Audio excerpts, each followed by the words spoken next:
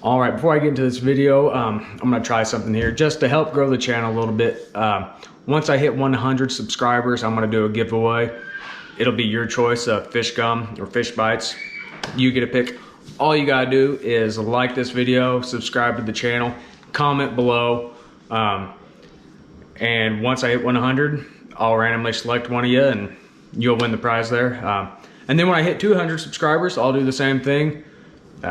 I'll make another video telling you what to do, and it'll be 3, 4, 5, 6, 700, all the way up to 1,000. Once I hit 1,000, I'm gonna give something away that's pretty solid. But just make sure you get people subscribing so I can grow this channel. And now let's get into the video.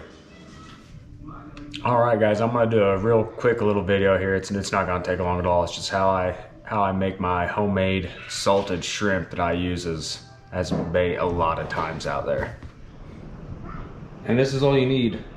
Nice coarse salt, a container, and fresh shrimp.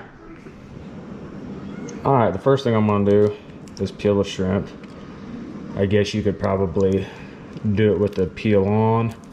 I prefer the peel off, so this is how I do it. And then I just throw it on paper towel to soak up some of the extra moisture.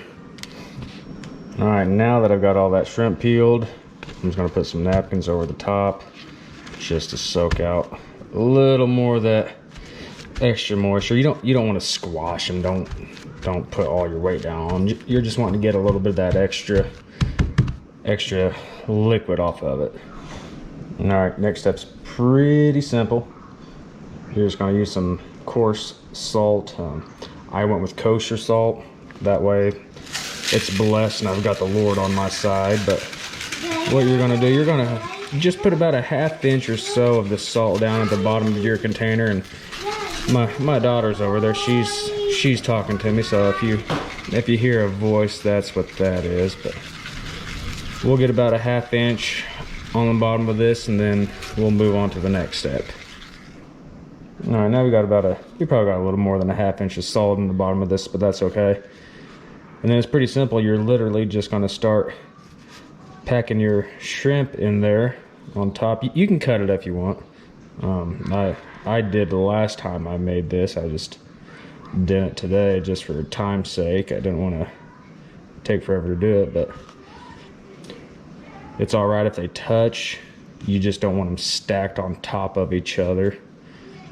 All right, once you got your shrimp in there on top of the salt, and as you can see, they're touching all over the place here, but they're just not on top of each other. That way the moisture and liquids can drain down into the salt.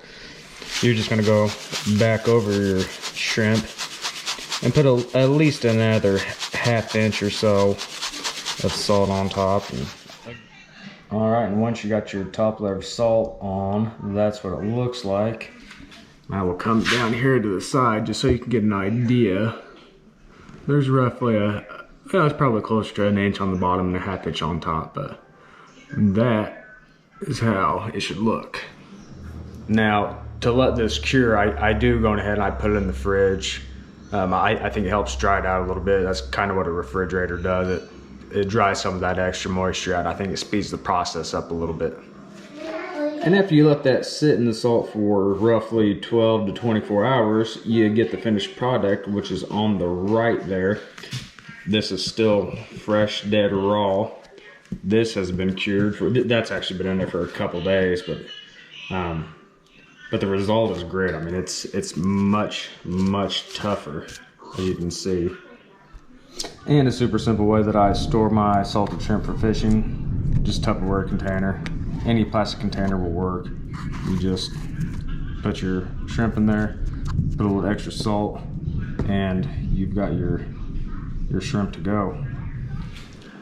All right, and a super simple way to dry your salt out, because you can use that salt multiple times. I literally just take the salt, dump it out on a piece of cardboard, spread it real thin, day or two, it dries out and you can reuse it. As far as the results have gone with the salted shrimp, they've been great. I have honestly not noticed any difference between salted shrimp and fresh dead shrimp, and even sand fleas for the most part so far. I've not fished with sand fleas a ton yet, having a little trouble finding them. But the other day, I mean, salted shrimp and sand fleas were catching fish neck and neck. There was just no difference that day, and it might have just been one of those days that the fish were gonna eat anything. But I'm gonna keep trying it, see how it works out after a few months of trial and error with it. But like I said, I've had pretty good results with it so far. So until next time, I'll see you later.